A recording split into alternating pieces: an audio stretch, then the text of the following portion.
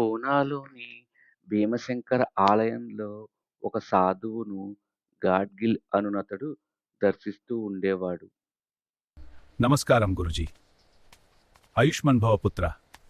ధన్యవాదం గురుజీ.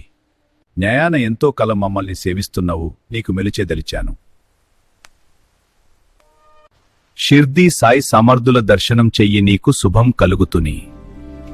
మీ ప్రయాణం శుభప్రదంగా ఉండాలి. అయ్యా, దర్శనం కోసం వెళ్తున్నాను, దీవించండి. షిర్దీ సాయిబాబా గారని ఈ ఊళ్ళో ఉన్నారా? ఎక్కడ మస్జిద్లో పిచ్చి పకిరున్నాడు.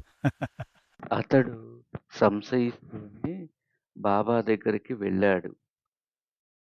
నువ్వు ఆ భీమశంకరాలయంలో సాధువు కాళ్ళ మీడపడు, ఇక్కడికి రావద్దు, అతడు జాగ్రత్త. గాడ్గిల్ బాబా సర్వజ్ఞతను చూసి ఆశ్చర్యపోయాడు. సూర్యుని ముందు చీకట్లో జీవించే జీవులు ఉండలేనట్లు ఆనాటి షిరిడీలో కొంతమంది ప్రజలు కూడా బాబాను తెలుసుకోలేకపోయారు. అజ్ఞానం, అహంకారంతో కూడిపోయిన వారు గురువుని ఎన్నటికీ తెలుసుకోలేరు. సేకరణ అధ్యాయం 5 సర్వజ్ఞుడు.